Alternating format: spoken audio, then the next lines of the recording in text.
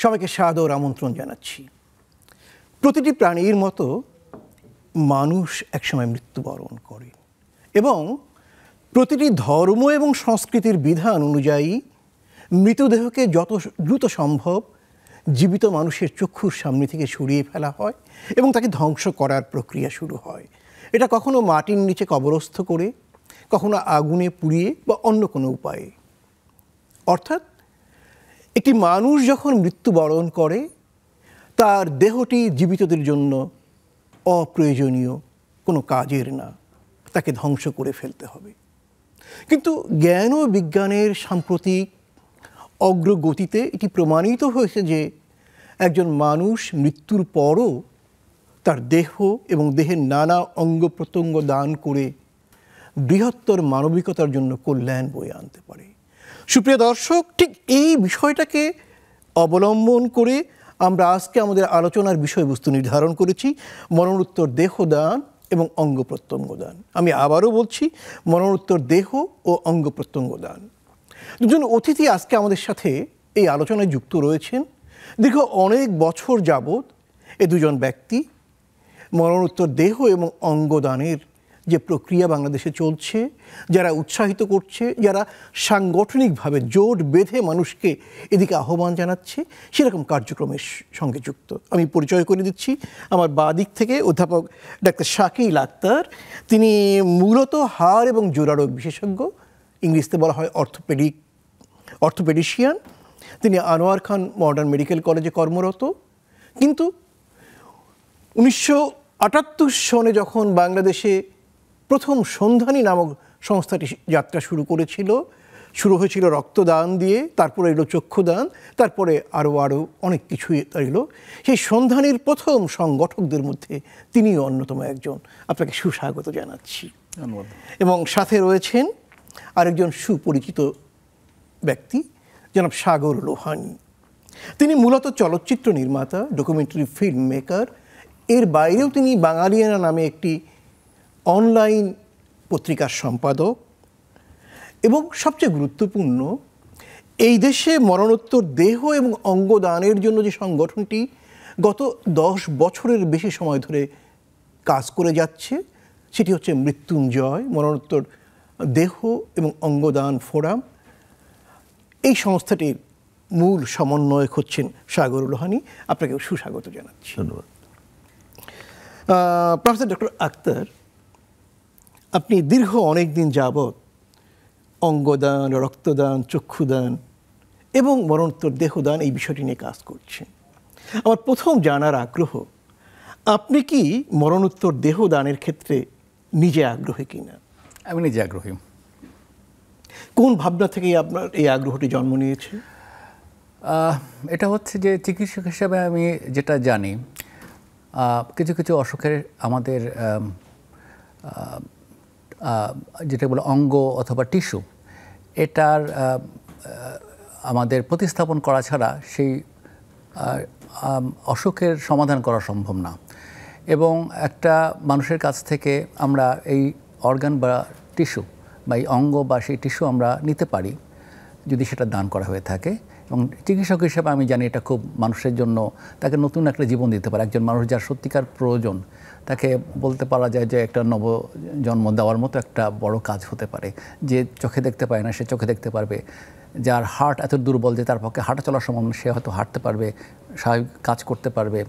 এবং এইভাবে এই জিনিসটা আমি চিকিৎসক হিসাবে মনে করেছি যে এই কাজটা ভালো এবং এটা না হওয়ার কোনো কারণ নাই। কিন্তু এটা মানুষকে এটা বোঝার ব্যাপার আছে, মানুষকে এটা ব্যাপারে উৎসাহিত উদ্বুদ্ধ করার ব্যাপার আছে। অনেক ধন্যবাদ আপনাকে। সুপ্রিয় দর্শক, আমাদের এই আলোচনায় কিন্তু আপনারাও যুক্ত থাকতে পারেন। পর্দায় দেখানো নম্বরে টেলিফোন করতে পারেন, অথবা ফেসবুকে গিয়ে প্রশ্ন করতে পারেন, অথবা জুম আইডিতে যুক্ত হয়ে আপনারা প্রশ্নও করতে পারেন, অথবা এ সংক্রান্ত কোনো সমস্যা যদি থাকে সেটিও তুলে ধরতে পারেন। আমাদের অতিথিদ্বয় সানন্দে আপনাদের প্রশ্নের জবাব দেবেন এবং সমস্যা সমাধানের পথ দেখাবেন। জনাব লোহানী, আপনি কোন ভাবনার থেকে মৃত্যুঞ্জয় নামে সংগঠনের সাথে যুক্ত হলেন অথবা তার প্রধান চালিকা শক্তি হিসেবে কাজ করছেন? ডক্টর শাকিল যে কথাটা বললেন যে এই যে অঙ্গ ছাড়া অনেক রোগের নিরাময় সম্ভব না। চিন্তাটা ওই রকমই ছিল যে আমি যখন মৃত্যুবরণ করব তখনও তো আমি আমার অনেকগুলো অঙ্গকে দিতে পারি। যেমন ধরুন আজ থেকে 10 বছর 12 বছর আগে যখন এই চিন্তাভাবনাগুলো এলো তখন তো শুধুমাত্র চক্ষুদান ছাড়া আর সেরকম কোনো দানের ব্যাপার আমাদের সমাজে পরিচিত ছিল না। কিন্তু আমরা জানতাম যে এর বাইরেও অনেক কিছুই আমরা দান করতে পারি, যেটা মৃত্যুর সাথে সাথে বা ব্রেন ডেথ যে প্রক্রিয়াটি, সেই প্রক্রিয়াটিতে থাকলে অনেকগুলো অঙ্গ আমরা দিতে পারি, তাতে অসংখ্য মানুষের জীবন বেঁচে যাওয়ার সম্ভাবনা থাকে। শুধুমাত্র এই একটি জায়গা থেকেই চিন্তাটা এসছে যে মানুষের জীবন বাঁচানোর জন্যে আমি এই কাজটা করতে পারি। এবং তখন আমরা অনেকেই এক মতের যারা মানুষ তারা একত্রিত হয়েছি। মূলত আমার পরিবারের মধ্যেও সেটা ছিল এবং সেখান থেকে আমরা আরও বৃহত্তর পরিসরে সকলকে সম্পৃক্ত করে এই মৃত্যুঞ্জয় সংগঠনটি শুরু করি। অর্থাৎ একজন মানুষের জীবনের আলো যখন নিভে যাচ্ছে সেই আলো দিয়ে আরও অনেক মানুষের জীবনকে উজ্জীবিত করা, উজ্জ্বল করা, বাঁচিয়ে তোলা। একেবারেই ঠিক। অসাধারণ, ধন্যবাদ আপনাকে। প্রফেসর শাকিল আক্তার, আমরা জানি 1984 সনে বাংলাদেশে সন্ধানী চক্ষুদানের জন্য প্রচার শুরু করলো এবং এখন পর্যন্ত আমি যতদূর জানি 39,554 জন কম বেশি মানুষ চক্ষুদানের জন্য তাদের সম্মতি দিয়েছে, অঙ্গীকারনামায় স্বাক্ষর করেছে। প্রায় 8,000-এর বেশি সন্ধানী কর্তৃক নিবন্ধিত কর্নিয়া প্রতিস্থাপিত হয়েছে এবং সব মিলে প্রতিস্থাপন প্রায় 15,000-এর মতো। তো সেই যে আপনারা সন্ধানী শুরু করেছিলেন সেই আজ থেকে এত বছর আগে 1978-এ, 2024-এ দাঁড়িয়ে পুরো প্রেক্ষাপটটাকে আপনি কেমন চোখে দেখেন? সন্ধানী তো আসলে মেডিকেল ছাত্রদের সংগঠন, জি। এটা সমাজ কল্যাণমূলক কাজের জন্য এবং তারা রক্ত আমাদের দান থেকে কাজটা শুরু করে। পরে চক্ষুদানের ব্যাপারটা চলে আসে এবং সেখানে প্রথম দিকে আমরা জানি যে যেটা বেওয়ারিশ লাশ থেকে চক্ষু গোলক যেটাকে বলে আইবল, এটাকে নিয়ে এখান থেকে এর কর্নিয়াটাকে কাজে লাগানোর চেষ্টা করা হয়। কিন্তু পরবর্তী সময় একটা নিয়মের মধ্যে আসে যে না, এটা মানে বেওয়ারিশ লাশ থেকে নেওয়া যাবে না, শুধুমাত্র কেউ যদি মানে সচেতনভাবে চোখ দান করে যায় কিংবা তার নিকটাত্মীয় যদি দান করার সম্মতি দেন, শুধু সেখান থেকে নেওয়া যাবে। এইভাবে জিনিসটা কিন্তু এখন হয়েছে। তো এটা কিছু নিয়ম মেনে করতে হবে।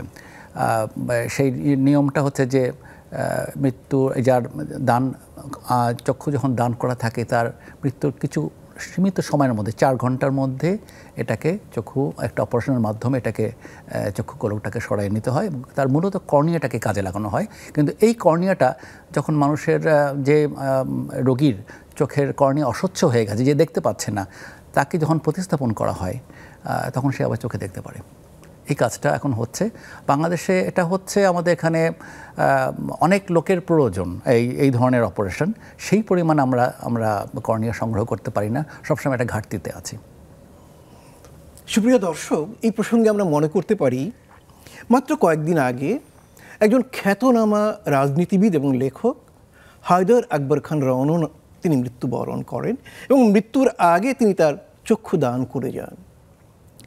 তার সেই দান করা চক্ষু দিয়ে ভোলার 24 বছরের ছেলে সৌরভ এবং কুমিল্লার 47 বছরের আনোয়ার হোসেন,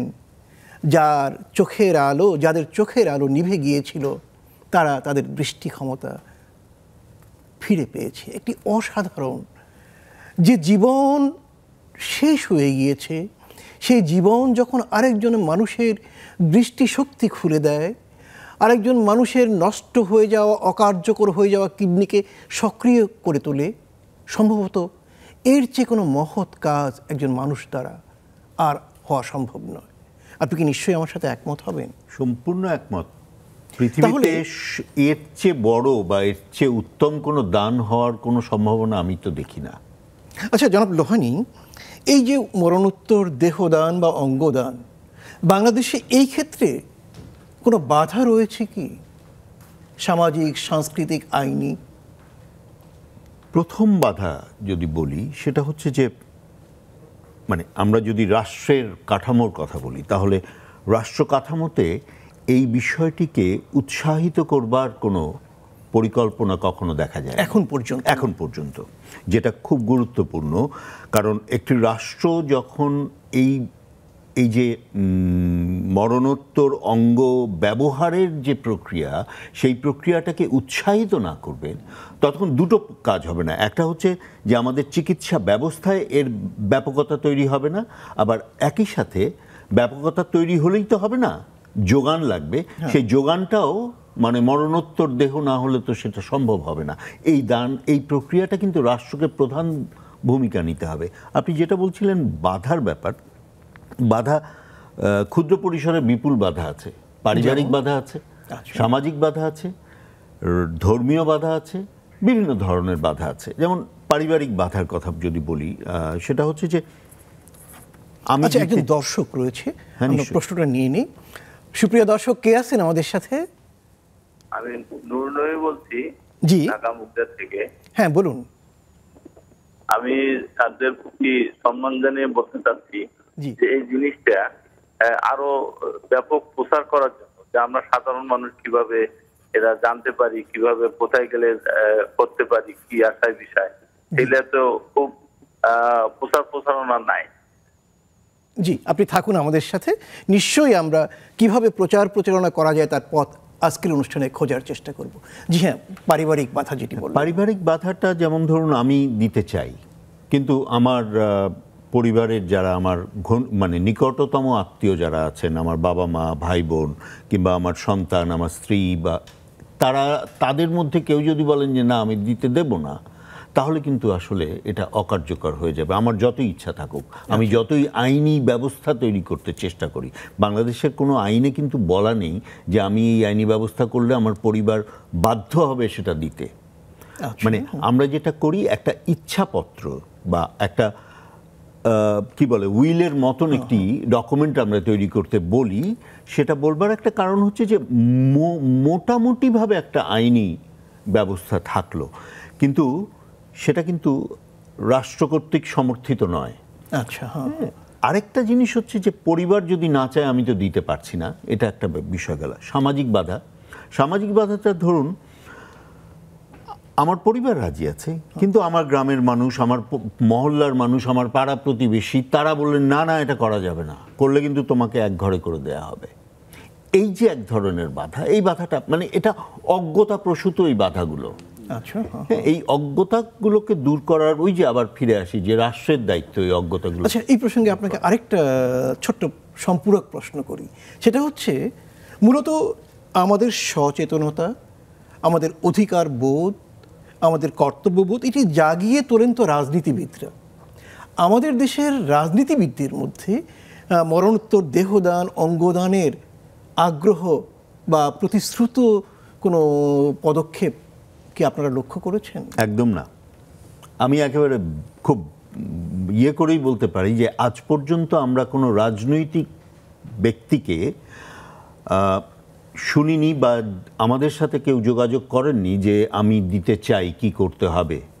এটা খুব স্বাভাবিক একটা প্রক্রিয়া আছে। ওই যে বলছিলাম সামাজিক যে অজ্ঞতা, সেই অজ্ঞতাটাকে খুব ঘাঁটাতে চান না রাজনীতিবিদরা, কারণ দিনের শেষে তাদেরকে তো ভোট চাইতে হবে। আচ্ছা, সুতরাং এই জায়গাটা মানে ইন্টার রিলেটেড। সেই জন্যে রাষ্ট্র যদি এই প্রচারগুলো শুরু করে, তখন কিন্তু রাজনীতিবিদদের পক্ষেও এটা খুব সহজ হয়ে যাবে। এককভাবে ফাইটটা তখন করতে হবে না, লড়াইটা তখন সামষ্টিক হবে, সকলে মিলিতভাবে এই লড়াইটা করতে পারবেন। আমরা আলোচনাটা আরেকটু বিস্তৃত করব, তার আগে একটা ছোট্ট বিরতি নিচ্ছি। সুপ্রিয় দর্শক, সময় হলো একটা ছোট্ট বিরতি নেয়ার। থাকুন আমাদের সাথে, দ্রুতই ফিরে আসব।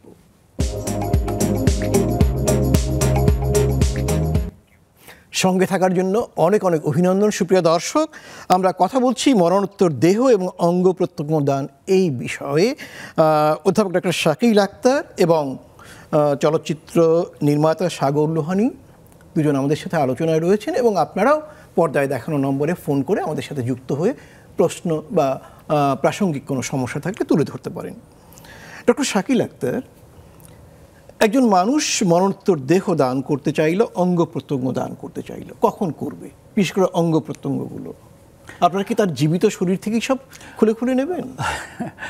এটা মরণোত্তর অবশ্যই, যে মানুষের মৃত্যুর পর এই অঙ্গ প্রত্যঙ্গ নেওয়া যায়, সম্ভব, কিন্তু কিছু নিয়ম মেনে করতে হয়। সেটা বুঝতে হবে যে আমাদের চিকিৎসার প্রয়োজনে আমরা দুই ধরনের জিনিস ব্যবহার করতে পারি। একটা হচ্ছে অর্গান, যেমন অঙ্গ যেটা যদি বলি, তার মধ্যে হার্ট পড়ে, কিডনি পড়ে, লিভার এইসব পড়ে। মানে আবার হার্ট মানে হচ্ছে হৃৎপিণ্ড, ফুসফুস, এবং কিডনি হচ্ছে কিডনি, বাংলা যদি বলে বৃক্ক, কিন্তু কিডনিতে আমরা পরিচিত। কিডনি, লিভার, হ্যাঁ, এই চক্ষু না, চক্ষুটার টিস্যু। আচ্ছা, এটা হচ্ছে যে অঙ্গ, যেটা যেখানে একটা অর্গান যার নিজস্ব রক্ত সরবরাহ আছে এবং তার অন্য সমস্ত কার্যকরভাবে এটা কাজ করছে, কিন্তু রোগীর হচ্ছে ব্রেন ডেথ হয়েছে, যেটাকে বলি আমরা ক্লিনিক্যাল ডেথ, যে সমস্ত শরীরের অঙ্গগুলো চালু আছে কিন্তু তার মস্তিষ্ক তার এটা আর কাজ করছে না, এটাকে ক্লিনিক্যাল ডেথ বলা হয়।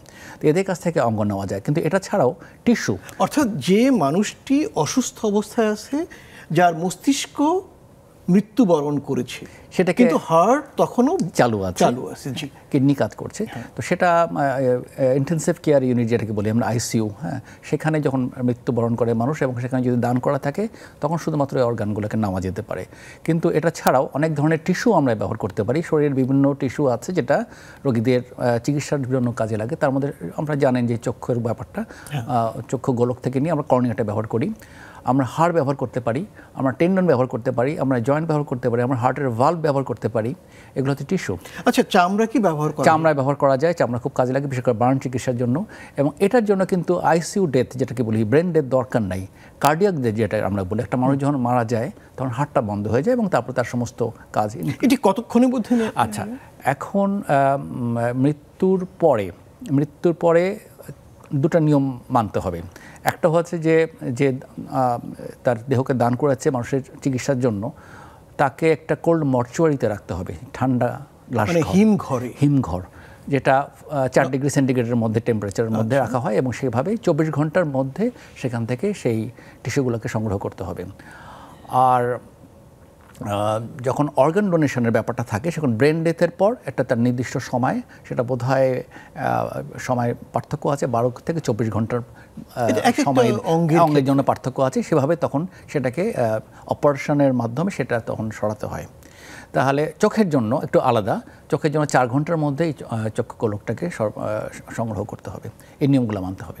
তবে একটা ব্যাপার আছে যে আমরা তো চিকিৎসার জন্য বলছি, মরণোত্তর দেহদান যেটা শুধু চিকিৎসা ছাড়াও কিন্তু কাজে লাগানো যায়। যেমন কি কাজে? যেমন এটা আমাদের ছাত্রদের, মেডিকেল ছাত্রদের পড়ানোর সময় আমাদের শরীর লাগে, শরীর ব্যবচ্ছেদ যেটাকে বলে, আমাদের ডিসেকশন, সেখানে কিন্তু শরীর আমাদের দেশের, আপনারা জানেন যে আরজালি মাতুব্বর, আমাদের বিখ্যাত আমাদের ফিলোসফার, দার্শনিক বরিশালের, ইনি তার দেহকে বরিশাল মেডিকেল কলেজের অ্যানাটমি ডিপার্টমেন্টকে দিয়ে গেছিলেন। সম্ভবত তিনি প্রথম ব্যক্তি এই দেশে, তাই না? আমাদের হিসাব মতে, হ্যাঁ, এটা রেকর্ডের আছে আমাদের, যেটা আমরা জানা আছে, আমাদের নথিকৃত আছে।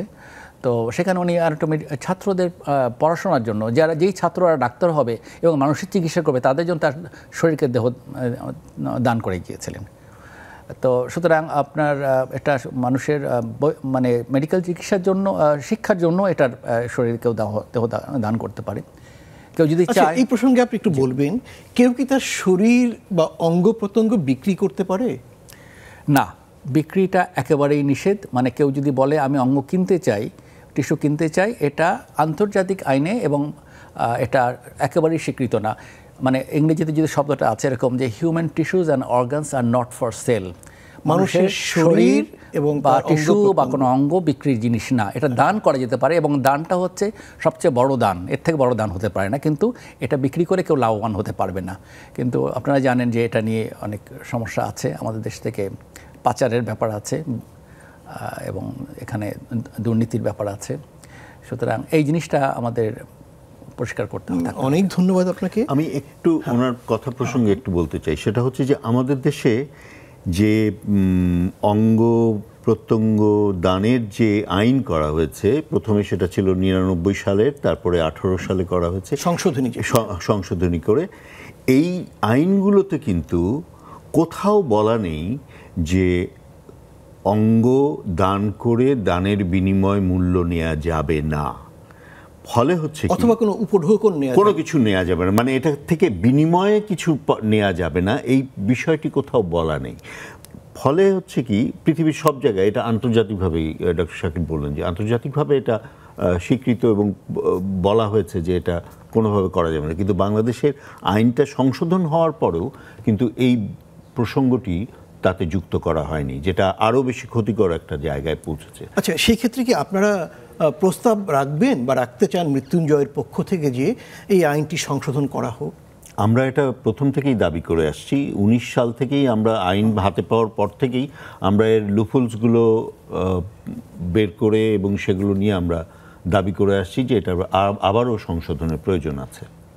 জি হ্যাঁ, এই আপনি এর পরে যে বিষয়টি সেটি হলো, আমরা আপনার সাথে কথা বলছিলাম মরণোত্তর দেহ এবং অঙ্গদানের ক্ষেত্রে যে বাধাগুলো, একটি তো পারিবারিক বাধা বললেন, সামাজিক বাধা বললেন, ধর্মীয় এবং প্রশাসনিক কোনো বাধা কি আপনারা পেয়েছেন? বা হ্যাঁ, ধর্মীয় বাধা অনেক আছে।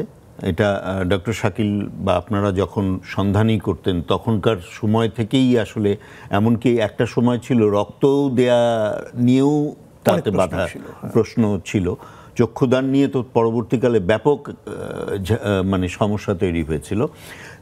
এই ক্ষেত্রে আরও বাড়ছে এই বিষয়গুলো। আসলে ধর্মীয়ভাবে দেখবার একটি বিষয় আছে, যারা ওই যে আমি বলছি যে অজ্ঞতা হচ্ছে, সমস্যাটা হচ্ছে কি যে আমাদের যারা ধর্মীয় বিষয়ে মানুষকে জানান তাদের মধ্যে এই সম্পর্কে কোনো জ্ঞান না থাকায় তারা কিন্তু সেই পুরনো কথাই বলতে থাকেন, যা আজ থেকে 70 বছর আগে 80 বছর আগে বলা হতো সেটাই বলা হয়। কিন্তু এই যে জ্ঞান বিজ্ঞানের যে পরিবর্তন ঘটেছে, এখন মানুষকে বিভিন্ন অঙ্গ দিয়ে যে তাকে জীবন দেয়া যাচ্ছে, আমার তো মনে হয় না কোনো ধর্মে এটাকে বাতিল করে দেয়া হবে যে না আপনি কাউকে। এটাও জানি, যেমন ধরুন ওআইসি মানে ইসলামিক দেশগুলোর যে সংস্থা, তারা দেহদান এবং অঙ্গদানকে ইসলাম ধর্ম সম্মত করেছেন। এবং শুধু তাই নয়, যে ধরুন আমরা যদি দেখি যে মানে মধ্যপ্রাচ্যে সৌদি আরবে বলি, কিংবা ইরান, কিংবা মিশর, ইজিপ্ট, এগুলো সহ অন্যান্য বহু দেশে কিন্তু বহুল পরিমাণে এই অঙ্গদান এবং অঙ্গ মানে প্রতিস্থাপনের যে প্রক্রিয়া, সেই প্রক্রিয়াগুলো চলছে। সুতরাং মানে আমরা কোথায় যেন একটা কুপমণ্ডুক অবস্থার মধ্যে রয়ে গেছি। আমাদের ওই যে জ্ঞানের অভাবের কারণে আমরা এখনো সেই মানে চিন্তাধারাতেই আটকে আছি যে না করা যাবে না। কিন্তু আসলে এটা, এই বাধাটা দূর করা সম্ভব। এই ব্যাপারেও আসলে আমাদের ধর্ম মন্ত্রণালয় একটা আছে, তাদের কাজ কি শুধু চাঁদ দেখা তা তো নয়, তাদের এই কাজগুলো নিয়ে এগিয়ে আসা প্রয়োজন। কিন্তু আমরা তো এটাও জানি যে বাংলাদেশের অনেক ফিকহ শাস্ত্রবিদ তারা দেহ এবং অঙ্গ দানের ক্ষেত্রে সম্মতিমূলক ফতোয়া দিয়েছেন বা প্রস্তাব তারা বলেছেন। হ্যাঁ, কেউ কেউ দিয়েছেন, কিন্তু মুশকিলটা হচ্ছে সেটা প্রচার কিন্তু সেভাবে হচ্ছে না। আচ্ছা আচ্ছা, সেটা প্রচার হচ্ছে না। প্রচারগুলো হচ্ছে সেই চটকদার সব প্রচারণা যেগুলো, সেগুলোই হচ্ছে। কিন্তু মূলত যে সমস্ত বিষয়গুলো মানুষের জ্ঞান চক্ষুকে খুলবে সেগুলোর কিন্তু প্রচার নেই। আচ্ছা, একজন দর্শক যুক্ত হবেন আমাদের সাথে। জি হ্যাঁ, নেই। হ্যাঁ, আরেকটা কথা আপনি বলছিলেন প্রশাসনিক বাধা। এই বাধাটা কিন্তু বেশ ভালোভাবেই আছে। প্রশাসনিক বাধাটা কোথায়? ধরুন আমি আমার মরণোত্তর দেহ দান করব কোথায়? মেডিকেল কলেজে। এখন মেডিকেল কলেজ যেগুলো আছে সেইখানে যারা অফিস বেয়ারার, তাদের মধ্যে এটা একটা জটিলতা তৈরি করে। এখানে দুটো জিনিস কাজ করে। একটা হচ্ছে ওই যে ধর্মীয় কুপমণ্ডুকতা, এটা একটা। আরেকটা হচ্ছে যে আপনারা ডাক্তার, সুতরাং এই বিষয়টা ভালো জানবেন যে এই চিকিৎসা শিক্ষার প্রয়োজনে এককালে প্রচুর বেওয়ারিশ লাশ পাওয়া যেত, এখন কিন্তু সেটা পাওয়া যায় না। ফলে হচ্ছে কি, বিভিন্ন অঞ্চল থেকে দালালের মাধ্যমে এই লাশ সংগ্রহ করা হয়। এই প্রক্রিয়াটার সাথে যুক্ত থাকে ওই অফিসের যারা কাজ করে তারা, এবং ডোম বা এই ইয়ের সাথে যারা জড়িত। এখন এর জন্য কিন্তু একটা ফান্ড থাকে মেডিকেল কলেজগুলোতে।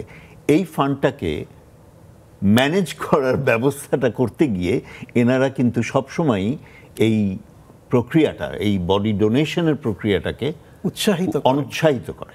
আচ্ছা আচ্ছা, হ্যাঁ, এটা আমরা লক্ষ্য করেছি। যেমন চট্টগ্রাম মেডিকেল কলেজেই আমরা দেখেছি এই সমস্যাটি হয়েছে। আমরা দেখেছি আরও কয়েকটি মেডিকেল কলেজে একই ঘটনা ঘটেছে। আমাদেরকে অভিযোগ করা হয়েছে যে আমি দিতে পারলাম না ভাই, মানে দিতে চাচ্ছে পারছে না, এবং তার কিন্তু আইনগত ওই যে মানে যেটা ইচ্ছাপত্র ইত্যাদি, তার পরিবারের সম্মতি সব কিছুই আছে, কিন্তু তারা নিতে পারছে না। বলে দিল আপনি মুসলমান হয়ে কি করে এটা করছেন।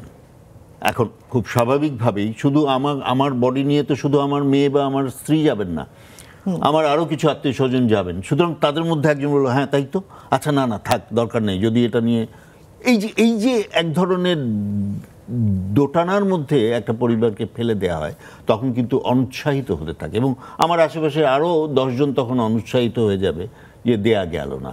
এইটা প্রশাসনিক বাধা হিসেবে ভীষণভাবে দেখা দিয়েছে। এবং অমুসলিম দেহদান করতে গিয়ে খুব বিব্রতকর অবস্থায় পড়েছেন এমন অভিযোগও আমাদের কাছে এসছে।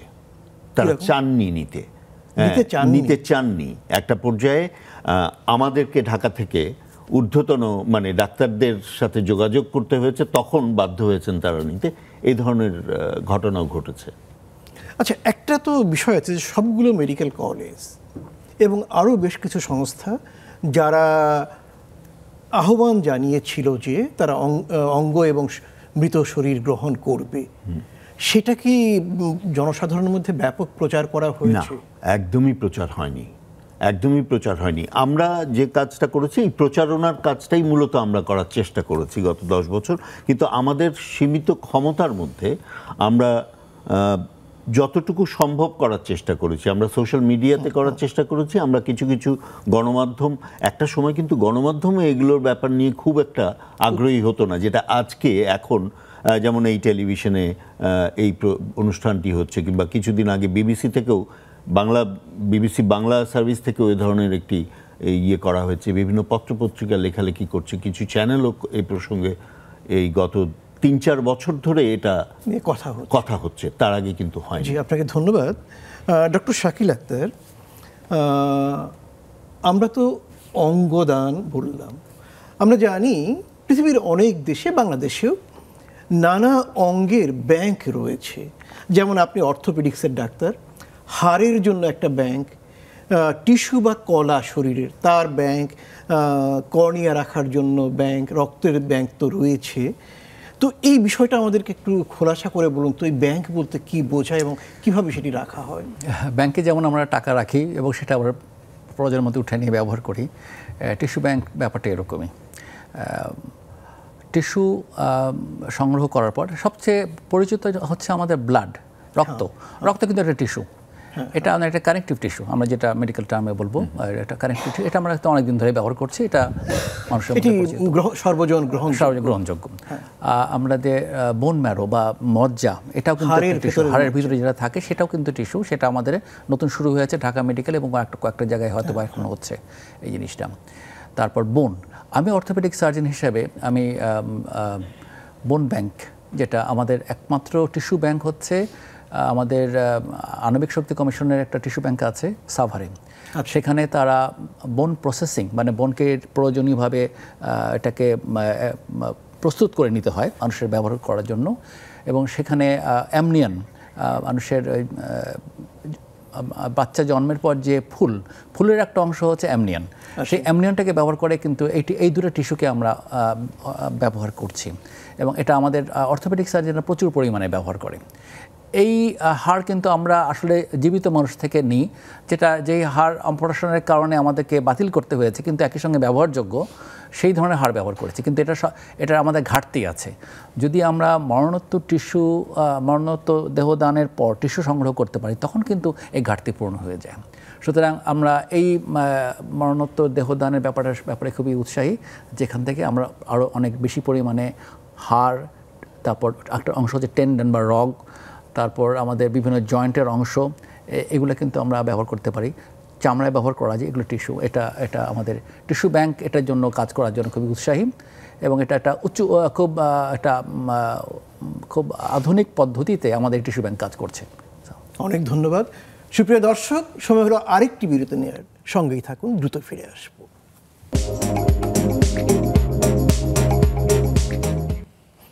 মরণোত্তর দেহ এবং অঙ্গ প্রত্যঙ্গ দান, এই শিরোনামে আমরা কথা বলছি। প্রফেসর ডক্টর শাকিল আক্তার এবং চলচ্চিত্র নির্মাতা সাগর লোহানী আমাদের সাথে রয়েছেন। জনাব লোহানী, ধরা গেল আমি মরণোত্তর দেহ দান করতে চাই, অঙ্গ প্রত্যঙ্গ দান করতে চাই, আমাকে কি কি প্রক্রিয়ার মধ্য দিয়ে যেতে হবে? খুব সহজভাবে আমাদের দর্শকদের জন্য বলবেন। আসলে সেরকম কোনো প্রক্রিয়ার বা সেরকম কোনো নীতিমালা তৈরি করা নেই রাষ্ট্রের। তার মানে রাষ্ট্রে এটি করতে হবে।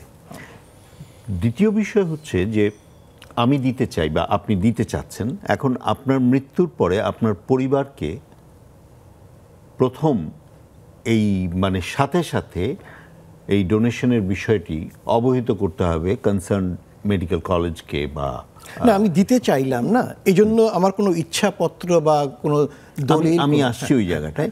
সেটা হচ্ছে যে হতে পারে। আমি একটা উদাহরণ দিই। ডক্টর অমিতাভ সরকার, উনি মারা গেলেন তখন ওনার স্ত্রী আমাদের সাথে যোগাযোগ করে বললেন যে ওর ইচ্ছা ছিল, আপনাদের প্রোগ্রামের কথা শুনে ওর ইচ্ছা হয়েছিল, কিন্তু সে সময় তো আর পেল না, এখন কি করা যায়? তখন আমরা বললাম যে আপনারা যদি রাজি থাকেন তাহলে এটা সম্ভব। আমরা বাংলাদেশ মেডিকেলের সাথে কথা বললাম, অ্যানাটমি ডিপার্টমেন্ট, তখন তার ইয়েটা নিল, সন্ধান নিয়ে এসে চোখটা নিয়ে গেল। সুতরাং ইচ্ছাপত্রটা খুব গুরুত্বপূর্ণ নয়। আচ্ছা, প্রধান বিষয় হচ্ছে আপনার পরিবারের সমর্থন আপনার এই ইচ্ছার প্রতি। এই ইচ্ছার প্রতি যদি সমর্থনটা থাকে, তাহলে তারা যদি আন্তরিকভাবে আপনার দেহ দান করতে চান, তাহলে সেটা সম্ভব, সেটা কোনোভাবেই আটকানো যায় না। এক। আর 2 নম্বর ব্যাপার হচ্ছে যে মেডিকেল কলেজে অনেকেই জিজ্ঞাসা করেন আমরা কি মেডিকেল কলেজে যাব, ওখানে কি ফর্ম ফিল আপ করবো না কি করবো না। আসলে সেরকম কোনো বিষয় নেই। যে কোনো মেডিকেল কলেজে আপনার এই ইচ্ছাটা যদি থাকে এবং আপনার পরিবার যদি সেটা নিয়ে যায়, তাহলে কিন্তু না করবার কোনো আইনগত ভিত্তি তাদেরও নেই। যেমন নেবার কোনো ভিত্তি নেই, ঠিক একইভাবে না করবারও ভিত্তি নেই। তাদের প্রয়োজন আছে এখানে। এবং একটি মানুষের মৃত্যুর পরে তার যে শেষ ইচ্ছা, রাষ্ট্র কিন্তু সেই শেষ ইচ্ছাটা পূরণ করবার জন্য ওই যে কবরস্থ করা হচ্ছে না, তাকে দাহ করা হচ্ছে, এই প্রক্রিয়াটি তো তার ইচ্ছা অনুযায়ী হচ্ছে। হ্যাঁ, সুতরাং রাষ্ট্র কিন্তু ওখানে বলতে পারবে না, না ওনাকে কবর দেওয়া যাবে না, ওনাকে দাহ করতে হবে। ঠিক একইভাবে মেডিকেল কলেজেও যদি কেউ বলেন যে না ওনার দেহর আমরা দিতে চাই, তাহলে না করবার সেরকম কোনো ইয়ে নেই। তবে না করা হয়, যেহেতু ওই যে আইন নেই বা এরকম কোনো নীতিমালা নেই, সেইটা খুব জরুরিভাবে করা প্রয়োজন।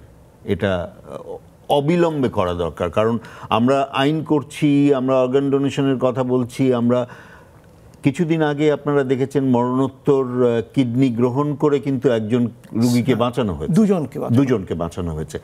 তার মানেটা কি? তার মানে আমরা সব প্রক্রিয়ায় এগুচ্ছি, কিন্তু আমরা নীতিমালাটা তৈরি করছি না। আমরা বলছি না যে ভাই তোমরা কিন্তু ডোনেট করতে পারো।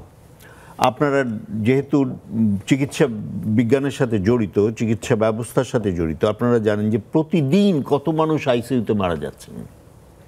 আমরা যদি তাদের অঙ্গগুলো ব্যবহার করতে পারতাম, তাহলে তো কি বিশাল একটা প্রায় 30 লক্ষ বাংলাদেশে প্রায় 30 লক্ষ মানুষ বোধহয় কিডনি রোগী, তো অন্তত 8 লক্ষ মানুষের ডায়ালাইসিস দরকার, যেখানে কিডনির প্রতিস্থাপন করা হয়। সেই তাহলে এই প্রক্রিয়াটা কত সহজ হতে পারত। কিচ্ছু না, সরকারের এখন প্রচারমুখী হওয়া দরকার এবং তাদের বলা দরকার যে এইভাবে আপনার ইচ্ছা পূরণ করতে পারেন, এবং সেটা করবার ক্ষেত্রে বাধাগুলো, বিশেষ করে ওই যে প্রশাসনিক বাধা, সেইটা দূর করা। ধর্মীয় বাধাটা আমার কাছে মনে হয় যে এটা একটা সময়ের পরে এটা আর থাকবে না। কারণ আমরা তো জানি যে বিভিন্ন জায়গায় এগুলো ব্যবহার, চক্ষুদান, এটা তো এগুলোতেও কিন্তু বাধা ছিল প্রাথমিকভাবে, কিন্তু এখন তো নেই। হ্যাঁ, সুতরাং সেই প্রক্রিয়াটা শুরু করা দরকার। এটা সরকার কি করবে? ধন্যবাদ আপনাকে। প্রফেসর আক্তার, আপনি নানা সময়ে বাংলাদেশের চিকিৎসকদের জাতীয় সংগঠন বিএমএ তার নেতৃত্বের সাথে যুক্ত ছিলেন, doctors for health and environment তার নেতৃত্বের সাথে যুক্ত এখনও আছেন, পিপলস প্ল্যাটফর্ম ফর হেলথ এর সাথেও আপনি যুক্ত। তো ডাক্তার হিসেবে, ডাক্তার নেতা হিসেবে এবং মরণোত্তর দেহ এবং অঙ্গদান এর একজন সংগঠক হিসেবে আপনি এই কাজটাকে সরকারের পক্ষ থেকে নীতিমালা এবং আইনি বিধিবিধান ইত্যাদি করার জন্য কি প্রস্তাব দেবেন বা কি করতে চান? প্রথমত আইনি সংশোধন কিছু লাগবে। আমাদের কিছু মানে ফাঁক আছে আমাদের আইনের মধ্যে, এবং কিছু ব্যাপার আমলাতান্ত্রিকতার কিছু ব্যাপার আমরা দেখতে পাচ্ছি যেটা কোনো প্রয়োজন নাই।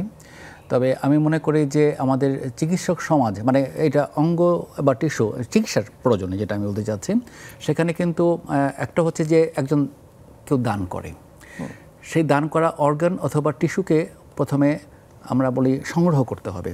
এটা অপারেশনের মাধ্যমে সংগ্রহ করতে হবে, এবং জীবিত মানুষের যেমন একটা অপারেশন থিয়েটারে খুব যথার্থ পরিবেশের মধ্যে অপারেশনটা করা হয়, সেটা কিন্তু অপারেশনের মাধ্যমে সরাতে হয়। তারপর সেটাকে সংগ্রহ করে রাখতে হয়, কোনো কোনো সময় প্রসেসিং করা লাগে, যেটা আমরা টিস্যু ব্যাঙ্কে করে, বোন ব্যাঙ্কে আমরা করি। তারপর আরেকটা অপারেশনের মাধ্যমে কিন্তু একটা রোগীর কাছে দেওয়া হবে। সুতরাং এই যে পুরো কাজটার জন্য মানে এটা যেটা বলা হয়েছে আমাদের সরকার থেকে, স্বাস্থ্য বিভাগ থেকে, স্বাস্থ্য মন্ত্রণালয়ের পক্ষ থেকে উদ্যোগ তো নিতেই হবে, এবং এই মানুষকে আমাদের মেডিকেল কলেজগুলোকে এই ব্যাপারে প্রয়োজনীয় তার টেকনিক্যাল যে প্রস্তুতি সেটা নিতে হবে।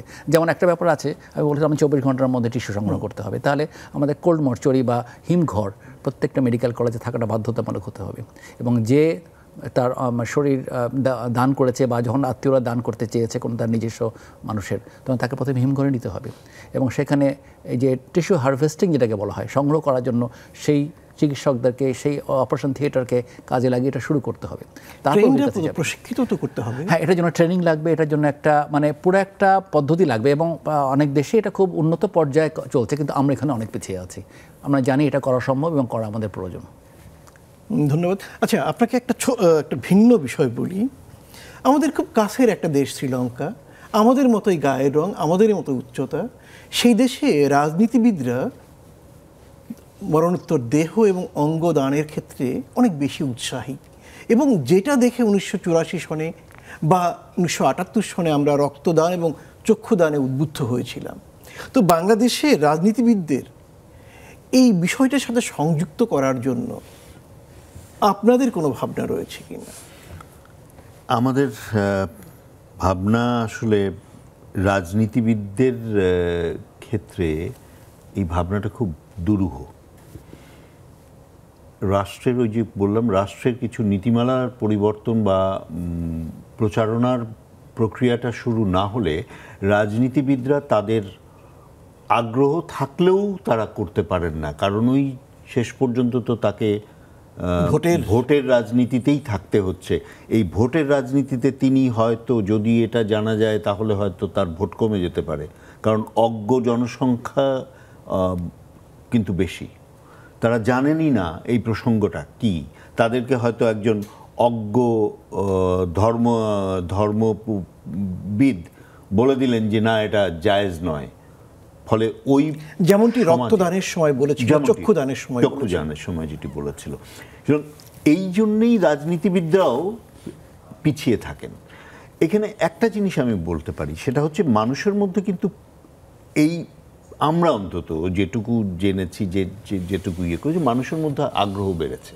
আপনারা এই পর্যন্ত কতজন পেয়েছেন মরণোত্তর দেহদানের জন্য? দেহদান অন্তত অঙ্গীকার করেছে। অঙ্গীকার করার ক্ষেত্রে আমাদের এই ক্ষুদ্র পরিসরে আমরা কিন্তু অঙ্গীকার মানে একেবারে, আমরা তো কোনো রেজিস্টার রাখি না। আমরা যেটা করি তাদেরকে জানিয়ে দিই যে এই প্রক্রিয়ার মধ্যে দিয়ে করতে হবে, সেই প্রক্রিয়াতে তারা করেন। কেউ কেউ আমাদেরকে তার কপি পাঠান, কেউ কেউ ফোন করে জানান যে আমি কিন্তু করে দিয়েছি, আপনাদের দরকার হলে কিন্তু আমরা বলবো। আমরা কোনো কাজ করতে পারি না। এরপরে আমরা যেটা করতে পারি, যে কেউ যদি বাধাগ্রস্ত হয় তাহলে আমরা একটা ওইখানে আমরা হয়তো চেষ্টা করতে পারি, সহযোগিতা করে যোগাযোগটা করতে পারি। আমি একটা উদাহরণ হিসেবে বলতে চাই যে আমাদের এটা যে বাড়ছে, একটি বরগুনার একটি গ্রামের প্রায় 15 জন মানুষ একসাথে দেহদানের অঙ্গীকার পত্র সই করবার জন্য আমাদের কাছে তাগাদা দিচ্ছেন। অসাধারণ। একটা গ্রামের 15 জন মানুষ। এখন আমরা মানে ওই প্রক্রিয়াটা ওইভাবেই করছি যে আমরা তাদেরকে বলছি যে তোমরা আগে পরিবারকে করো, আমরা হয়তো আগামী কিছুদিনের মধ্যে তাদের কাছ থেকে আনুষ্ঠানিকভাবে তাদের এই ইচ্ছাপত্রটা আমরা আমরা আচ্ছা, খুব সংক্ষেপে আরেকটা ব্যাপার বলবেন। এই যে কেউ মরণোত্তর দেহদানের আগ্রহ বা ইচ্ছা প্রকাশ করেছে, দেহটা আনতে গিয়ে কোনো আবেগ ঘন বিরূপ অবস্থার শিকার আপনারা হন কিনা? দেহটা আনতে গিয়ে শুধু নয়, মানে দেহটা দেওয়ার ক্ষেত্রে যেমন আমি খুব পরিষ্কার করেই বলতে পারি যে আমাদের এই মৃত্যুঞ্জয় আন্দোলনের অন্যতম প্রতিষ্ঠাতা একজন, তার এটা সকলেই জানেন, পত্রপত্রিকায় প্রকাশিত হয়েছে যে তিনি অঙ্গ এবং দেহদান করেছেন।